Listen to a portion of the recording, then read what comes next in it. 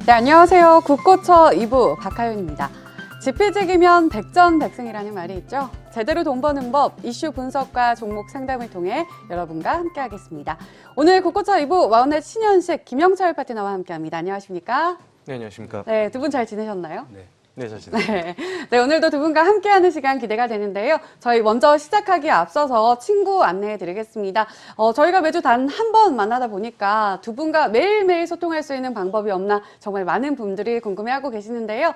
두 분과 노란색 메신저 친구를 맺으면 함께할 수 있습니다. 우리 신현식 대표님께서는 나와 친구 맺으면 이런 점이 좋다. 직접 말씀해 주시죠. 네, 저는 이제 그 노란통에서 이제 제가 자체적으로 이제 동영상을 제작을 하고 종목이라든가 시황 뭐 이런 부분들 말씀을 좀 드리기 때문에 친구를 맺으면 뭐 업종의 순환매라든가 그 다음에 이제 주식을 보유를 해야 될지 현금 비중을 높여야 될지 뭐 이런 부분들을 자세하게 좀 설명을 드리니까요.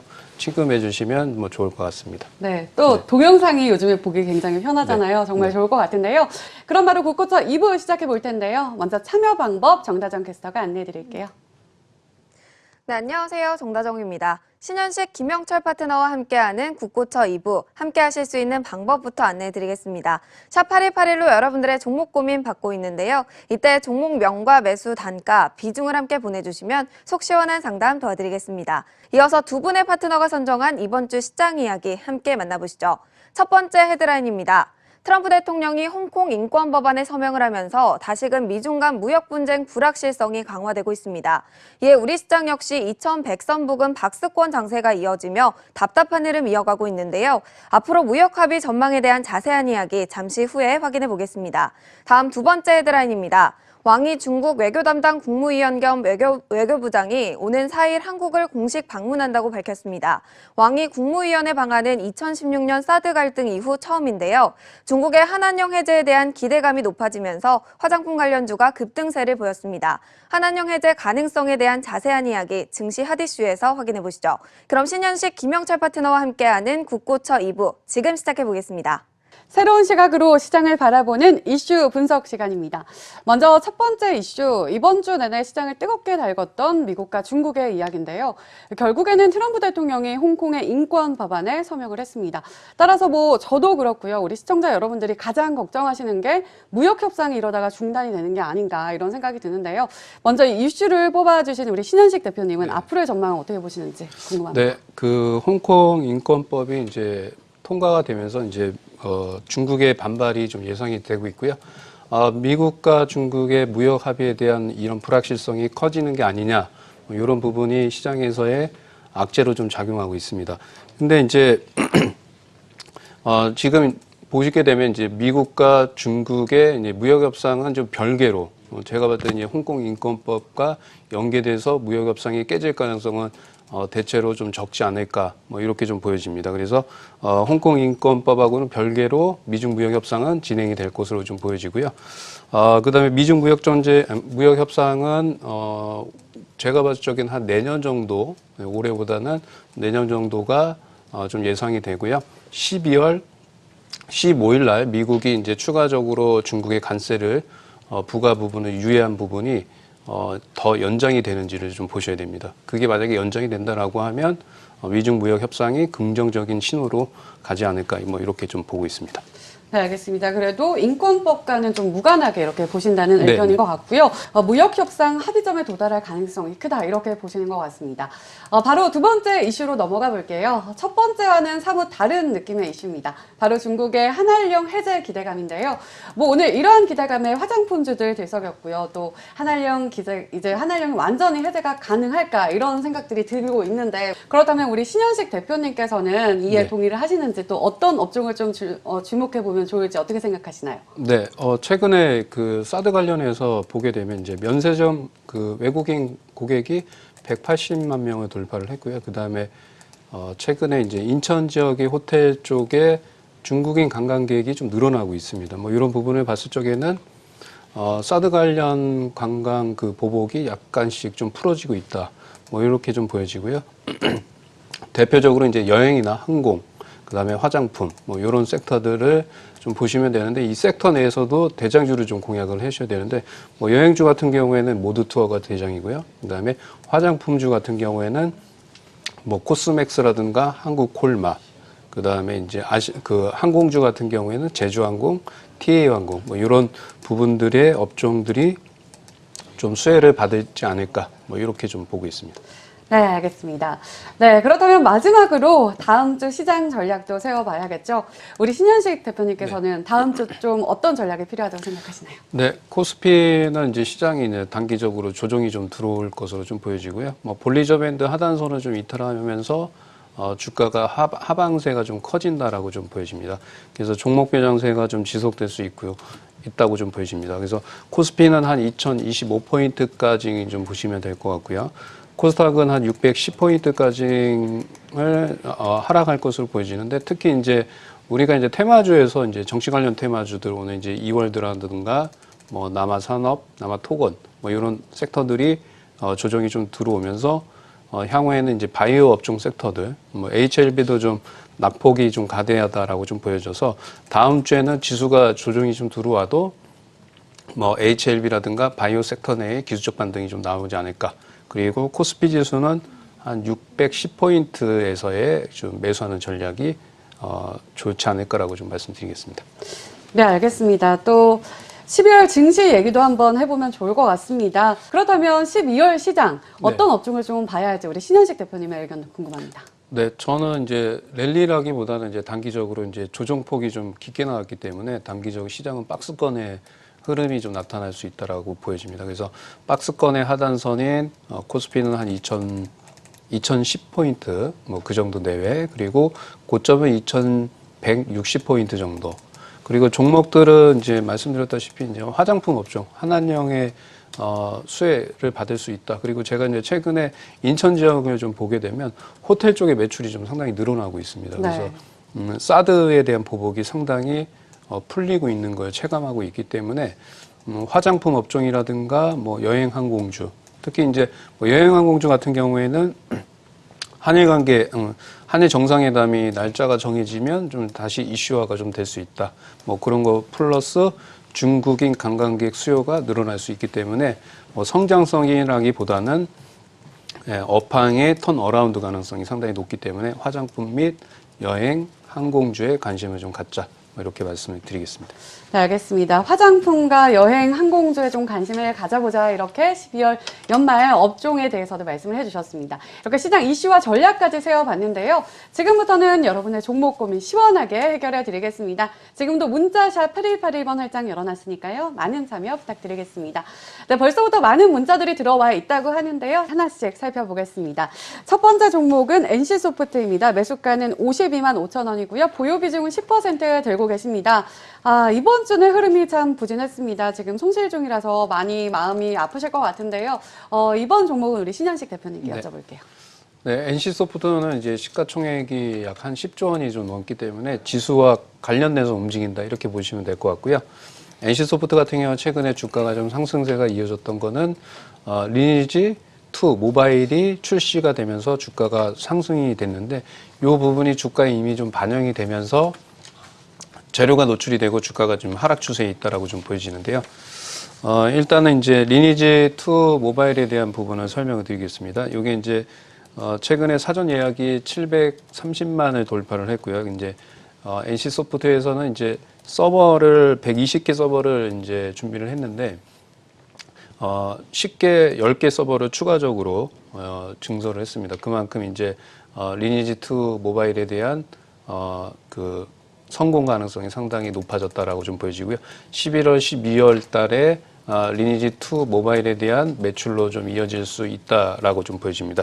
NC소프트 같은 경우에는 총 매출 구조에서 모바일 쪽이 차지하는 게 이제 53% 정도 되고요. 로얄티 쪽이 16%, 그 다음에 이제 리니지 게임의 한 8% 정도 됩니다. 차트의 흐름을 좀 보면서 말씀을 드리겠습니다. 최근에 이제 주가가 이제 좀 올라갔다가 56만 원까지 올라갔다가 좀 하락하는 좀 모습이 나왔고요. 중장기 이평선인 122평을 좀 이탈하는 흐름이 나왔습니다. 그래서 주가는 좀 단기적으로 좀 하락할 가능성이 좀 높지 않을까라고 좀 보여지는데요. 밑으로 하락하게 되면 47만 4천 원 정도, 요 정도까지는 좀 하락할 수 있기 때문에 비중이 좀 10%예요. 그래서 제가 봤을 적에는 47만 원 이하권에서는 추가 매수를 하시고 반등 시 한 51만 원 정도 되면 반등 시 매도 의견을 좀 드리겠습니다. 그리고 추가 매수를 할 때 꼭 명심하셔야 될 게 코스피 시장이 2010포인트에 왔을 적에 NC소프트가 49,000원 내려오면 지수를 보면서 좀 대응을 하시는 게 좋지 않을까라고 좀 보여지고요. 의견은 추가 매수 의견 그리고 보유 의견을 좀 드리겠습니다. 네, 알겠습니다. 47만 원 이하에서 추가 매수를 해서 51만 원 선에서 매도를 해보자 이렇게 전략 세워주셨으니까요. 참고해 보시면 좋을 것 같습니다. 다음 종목은 한국철강입니다. 매수가는 5천 원이고요. 보유 비중은 15% 들고 계시네요. 매수가 근처에서 주가가 움직이고 있는데요. 기간이 10월부터 꾸준히 러브콜을 보내주고 있는 상황입니다. 수익을 좀 극대화시킬 수 있을지 어떻게 보시나요? 네, 한국철강은 좀 기업 내용이 상당히 좋습니다. 이제 PBR이 한 0.3배고요. 우리가 이제 PBR이 1 밑으로 되면 이제 자산 대비해서 저평가돼 있다라고 생각하는데 이제 그런 주식들은 두 가지 업종입니다. 이제 의류 업종, 그러니까 성장성이 없는 업종, 종이 목재 뭐 이런 거를 제외한 업종 중에서 PBR이 1 미만이면 이 자산 가치 대비해서 상당히 저평가돼 있다라고 보면 되는데요. 한국철강 같은 경우에는 시가총액이 한 2천억대인데 PBR이 0.3배입니다. 그러니까 자산 가치 대비해서 주가 가치가 3분의 1 정도 상당히 저평가되어 있다라고 좀 보여지고요. 한국철강은 이제 그 매출 구조를 보게 되면 철근 쪽의 매출이 86%를 차지하고 있고요. 단조 쪽의 매출이 한 9%를 차지하고 있습니다. 철근 쪽은 이제 본강이라고 해서 건축에 철근이 들어가죠. 네, 그쪽의 매출이 상당 부분 높다라고 말씀을 드리겠습니다. 그러면 이제 한국철강이 매출이 늘어나기 위해서는 국내 건설 경기가 상당히 좋아져야 실적이 개선될 수 있다라고 좀 보여지는데 올해 그 철근 수요가 1,050만 톤에서 1,002만 톤으로 감소가 됐습니다. 그만큼 이제 철근 수요가 감소가 되면 한국철강의 매출이 상당히 줄어들 수 있다라고 좀 보여지는데 예상외로 3분기 영업이익이 85억 정도 추정치가 이제 82억이었는데 85억 정도 나오면서 예상 컨센서스를 상회하는 모습이 좀 나왔다라고 좀 보여지고요. 그 다음에 이 주식의 가장 핵심 포인트는 시가총액이 2천억인데 갖고 있는 현금성 자산이 무려 1,000억입니다. 그러니까 시가총액의 절반의 현금성 자산을 보유하고 있고, 그 다음에 그 주가도 상당히 저평가돼 있다. 그 다음에 부채 비율도 상당히 적습니다. 그래서 이런 기업들은 좀 살아남을 가능성이 좀 높다라고 좀 보여집니다. 차트 흐름을 좀 보면서 말씀을 드리겠습니다. 한국철강 같은 경우에는 뭐 적정 주가 가치는 제가 봤을 때 PBR로 봤을 적에 한 7,000원 정도 되지 않을까라고 좀 보여지고요. 주가가 워낙이 좀 많이 밀렸지만 최근에 저점에서 기관의 매수가 꾸준히 들어옵니다. 근데 거래량이 상당히 적어요. 하루에 그 거래 대금이 한 2억에서 1억 정도뿐이 안 됩니다. 그래서 매수가가 좀 5,000원이긴 한데 이런 주식들은 뭐 중장기로 끌고 가시면 좋을 것 같아요. 한 1년 이상 좀 끌고 가시면 한 7,000원 이상은 보지 않을까라고 좀 보여지고요. 그래서 지금 구간대에서는 뭐 손절 라인은 별 의미가 없고요. 장기 투자 관점에서 목표 주가는 7,000원으로 말씀을 드리겠습니다. 네, 한국철강 중장기로 1년 이상 끌고 간다면 좀 수익이 기대된다 이렇게 말씀해 주셨으니까요. 조금만 더 버텨보시는 것도 좋을 것 같습니다. 다음 종목은 넥스트아이입니다. 매수가는 1,200원이고요. 보유 비중은 10%에 들고 계십니다. 작년에는 그래도 2,000원 선을 웃돌던 주가가 현재는 1,000원대로 쭉 내려와 있는 상황인데요. 우리 신현식 대표님 네. 이 종목 어떻게 보시나요? 네, 넥스트아이는 이제 LED 검사 장비 업체인데 이 회사는 이제 그 화장품 쪽의 사업을 좀 하고 있습니다. 그래서 우리가 이제 중국 관련 화장품 수혜주, 숨어 있는 중국 관련 화장품 수혜주다라고 좀 말씀을 드리고요. 넥스트아이는 이제 자회사를 보유하고 있습니다. 이노메트리라는 자회사, 엑스레이 검사 장비 쪽에 하는 회사고요. 매출액은 한 118억 정도, 영업이익은 18억이 좀 나왔고요.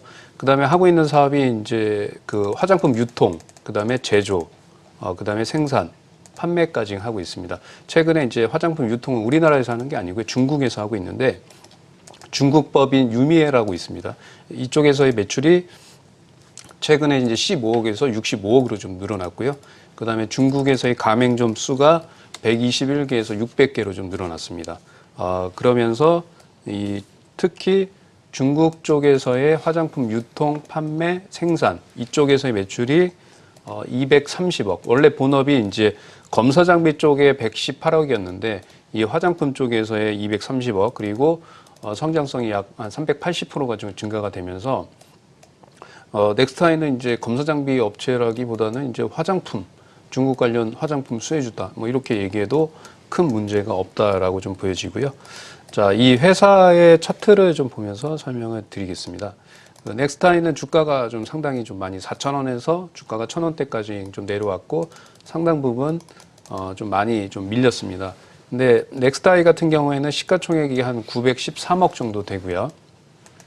보유하고 있는 현금성 자산이 한 600억 정도 되고 검사 장비 쪽에서의 안정적인 매출.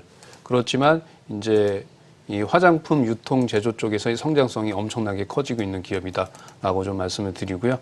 이 주식은 뭐 제가 볼 때는 매수 관점이고요. 파시면 안 될 것으로 보여집니다. 그리고 단기적으로 주가가 좀 빠졌던 부분이 좀 이해가 좀 저는 제가 봤을 때 기업 내용을 봤을 적에는 과대하다. 오히려 매수 관점이다라고 좀 보여지고요.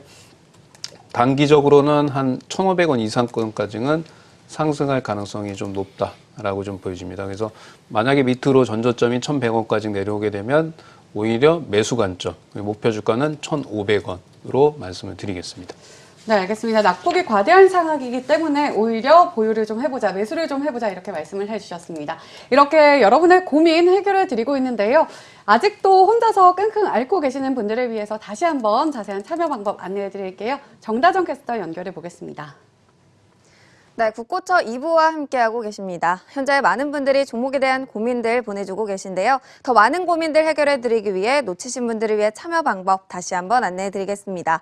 샵8181로 여러분들의 종목 고민 받고 있습니다. 이때 종목명과 매수 단가, 비중을 함께 보내주시면요. 속 시원한 상담 도와드리겠습니다. 네, 지금도 문자창 활짝 열어놨으니까요. 많은 참여 부탁드리고요. 계속해 종목 상담 이어가 볼게요. 이번 살펴볼 종목은 네페스입니다. 매수가는 26,000원이고요. 보유 비중은 30% 들고 계십니다. 외국인은 좀 담아주고 있지만 주가가 좀 지지부진한 상황인데요. 어떻게 해야 좋을까요? 이렇게 문자를 주셨는데 이번에는 우리 신현식 대표님께 여쭤볼게요. 네페스는 일단 추세가 좀 꺾였다라고 좀 보여지고요. 주가가 지금 최근에 이제 외국인 기관들이 좀 매도가 좀 나오고 있고 추가 하락 가능성이 상당히 높기 때문에 일단은 실적 부분은 좀 좋게 나왔습니다. 네, 실적은 3월 달에 지금 영업이익이 164%가 좀 증가가 됐고, 영업이익이 179억 정도 나왔죠. 근데 이제 주가가 좀 많이 빠졌습니다. 그리고 지금 하락하는 구간대에서 기술적 반등이 좀 나와야 되는데 오히려 추가 하락 가능성이 좀 높아졌기 때문에 제가 봤을 적에는 뭐 손절하는 게 좀 가장 좋지 않을까라고 좀 보여지는데 만약에 이제 손절하지 못한다라고 하면 2만 원대에 좀 비중을 좀 추가적으로 좀 매수를 하시고요. 그 다음에 반등시 매도를 하셔야 되는데 이 역배 추세에서 쪽에는 보통 이제 5일선과 21선의 저항을 받을 가능성이 상당히 높습니다. 그래서 이 주식은 제가 봤을 적에 뭐 실적이라든가 뭐 이런 것 때문에 빠진 게 아니고요. 뭐 실적이 뭐 이미 선반영됐고 주가가 좀 많이 올라왔고 추세가 하락 추세로 전환되면서 이제 기술적 반등을 이용해서 좀 매도하는 전략이 좀 좋을 것 같습니다. 그래서 목표 주가는 한 24,000원 정도, 요 정도에서 말씀을 좀 드리고요. 일단은 좀 보유 의견을 좀 말씀을 드리겠습니다. 네, 알겠습니다. 네페스의 목표가 24,000원 제시해 주셨습니다. 다음 종목은 이녹스 첨단 소재입니다. 매수가는 57,500원이고요. 보유 비중은 35% 들고 계십니다. 손절을 하는 게 좋을까요? 아니면 매수가까지 끌고 가도 될까요? 이렇게 문자를 주셨는데 우리 신현식 대표님께서 말씀해 주세요. 네, 일단은 보유하시고요. 기술적 반등이 좀 나올 자리다라고 좀 보여지고요.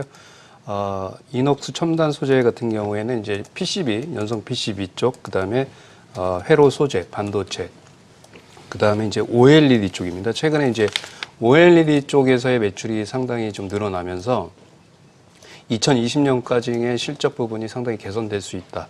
근데 이게 주가가 이제 10월 달에 이 실적에 대한 부분이 주가에 좀 적용이 되면서 지금은 주가가 좀 밀리고 있다라고 좀 보여지고요. 57,000원대 좀 사셨는데 매수가까지는 좀 올라오긴 좀 힘들 것 같은데 이제 제가 한번 좀 보여드리겠습니다. 이 보조지표상에서 이렇게 좀 왔던 10월 달에 고점이 형성됐다가 주가가 좀 다이렉트로 좀 밀리고 있습니다. 그리고 RSI 지표가 이제 30건에 좀 왔기 때문에 단기적으로는 반등 가능성이 상당히 높다라고 좀 보여지고요. 이 주식 같은 경우에는 이제 보유해야 된 그 가장 큰 이유는 이제 성장성입니다. 2020년도까지의 기업의 성장성이 상당히 좀 높다라고 좀 말씀을 드리고요. 지금 구간대에서는 이제 기술적 반등이 좀 나온다라고 하면 21선 라인대인 54,000원 부분까지는 보유를 하셔도 크게 문제되지 않을까라고 좀 보여지고요. 지금은 손절하시면 안 되고요. 좀 힘드시더라도 보유하셨다가 반등 시 매도 의견을 드리겠습니다. 네, 알겠습니다. 조금만 더 버텨보자 이렇게 말씀해 주셨습니다.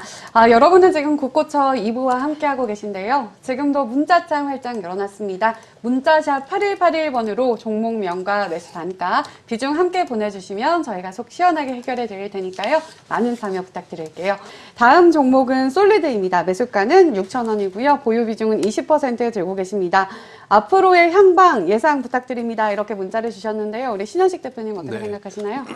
네, 솔리드는 이제 무선 통신 중계 장비 제조 업체입니다. 그래서 이 주식은 이제 5G 관련 수혜주로 보시면 되는데 우리가 이제 5G 관련 수혜주의 대장은 KMW고요. 그다음에 뭐 이 주식은 그렇지만 좀 약간 좀 보시게 되면 3분기 실적이 그 매출이 한 1,400억 정도 나왔는데 127억의 영업 적자가 좀 났습니다. 그래서 5G 쪽에서의 성장성이 좀 있긴 하지만 실적이 실질적으로 반영이 되지 않고 있다.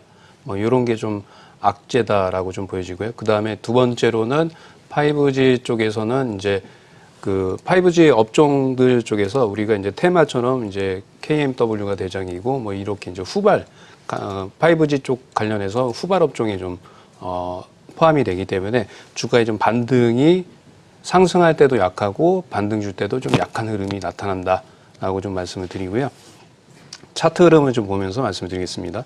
9월 5일 날 주가가 이제 7,000원까지 고가권에서의 주가가 형성이 된 이후에 주가가 단기적으로 좀 하락하면서 횡보를 하고 있는데요. 이 향후에는 제가 봤을 적에는 5G 쪽에서의 성장성이 크긴 하지만 주가는 좀 단기적인 하락 추세에 박스권의 흐름이 나타나지 않을까라고 좀 보여지고요. 4,900원 이탈하지 않게 되면 단기 박스권의 상단선 라인인 5,500원까지는 보유하셔도 좀 될 것 같습니다. 그래서 단기 기술적 반등을 이용해서 5,500원에 좀 매도 의견을 좀 드리도록 하겠습니다. 네, 오늘 국고처 2부 저희가 준비한 내용은 여기까지입니다. 함께해 주신 여러분 고맙습니다.